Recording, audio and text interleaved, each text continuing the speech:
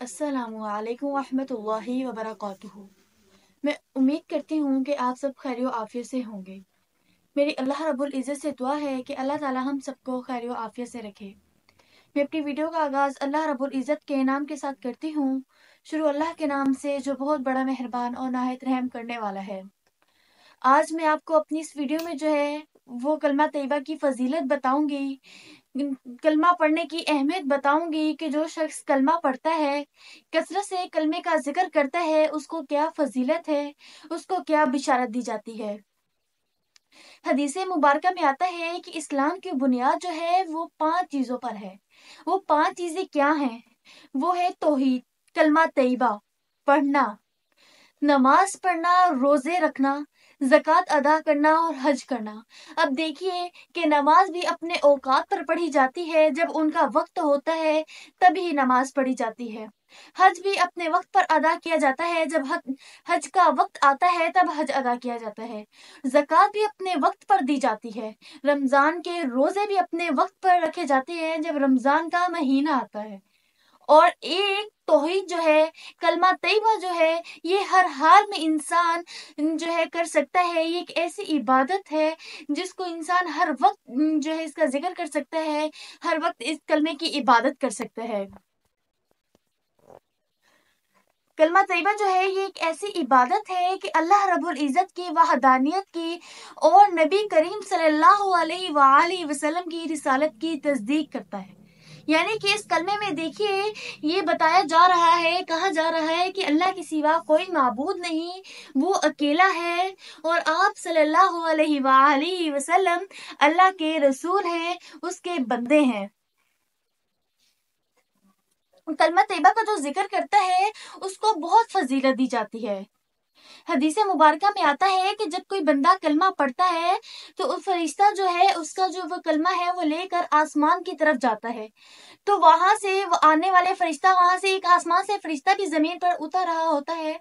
तो वो फरिश्ता जो आसमान की तरफ फरिश्ता लेकर जा रहा होता है कलमा, वो उससे पूछता है कि भाई तुम कहाँ जा रहे हो। तो वो कहता है कि इस शख्स ने कलमा पढ़ा था, मैं इस शख्स का जो है वो कलमा अल्लाह रब्बुल इज़्ज़त की बारगाह में पेश करने जा रहा हूँ।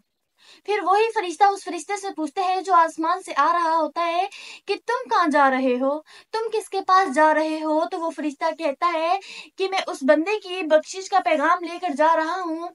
अल्लाह रब्बुल इज़्ज़त ने उस बंदे की जो है वो बख्शिश कर दी है, वो बंदा जो है बख्शा गया है, उसके पिछले तमाम गुनाह माफ कर दिए गए हैं। अब ये किसकी बरकत से था, ये किसकी बरकत से ऐसा हुआ? ये कलमा तैयबा की बरकत से ऐसा हुआ कि उस शख्स के तमाम जो है गुनाह माफ कर दिए गए। इसी तरह कि हज़रत मूसा अलैहिस्सलाम जब कोई तूर पर जाते थे, देखिए अल्लाह रब्बुल इज़्ज़त ने उन्हें कितनी बड़ी बिशारत दी थी, कितना बड़ा उनको शर्फ हासिल था कि वो अल्लाह रब्बुल इज़्ज़त से हम कलाम होते थे। तो एक दिन उन्होंने सोचा कि मैं कोई तूर पर जाऊंगा तो अल्लाह रब्बुल इज़्ज़त से कोई ऐसा जो है अमल मांगूंगा, कोई ऐसा जो है वजीफा मांगूंगा, कोई ऐसा जो है कलाम मांगूंगा कि जो सिर्फ मेरे लिए खास हो और किसी को ना मिला गया हो और किसी को ना मिले। तो वो कोई तूर पर गए तो आप अल्लाह रब्बुल इज़्ज़त से हम कलाम हुए।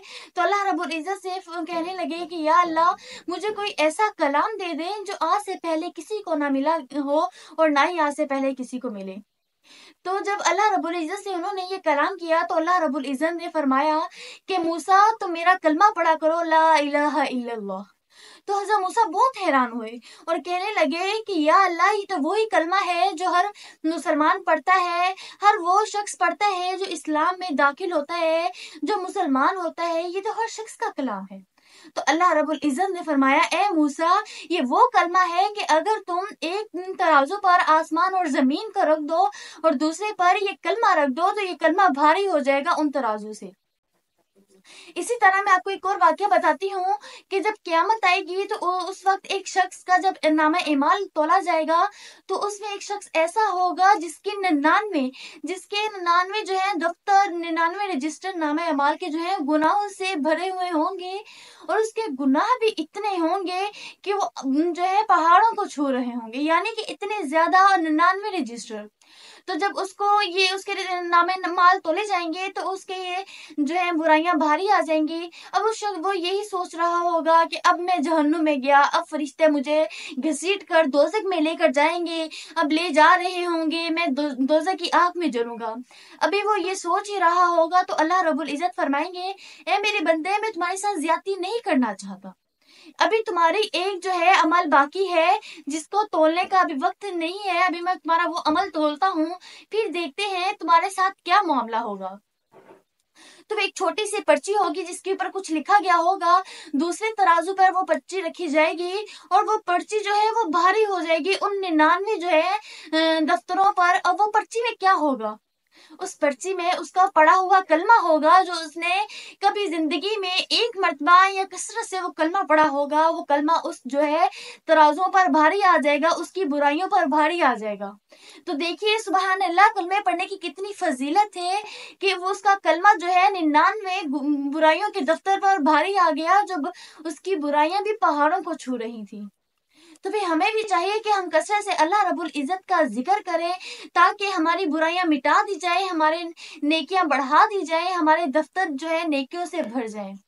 تو میری اللہ رب العزت سے دعا ہے اللہ تعالیٰ میں زیادہ سے زیادہ کلمہ پڑھنے کی توفیق عطا فرمائے. مجھے امید ہے آپ کو میری ویڈیو پسند آئی ہوگی. آپ میرے چینل کو سبسکرائب کریں, زیادہ سے زیادہ شیئر کریں اور زیادہ سے زیادہ لائک اور کمنٹس کیا کریں. شکریہ.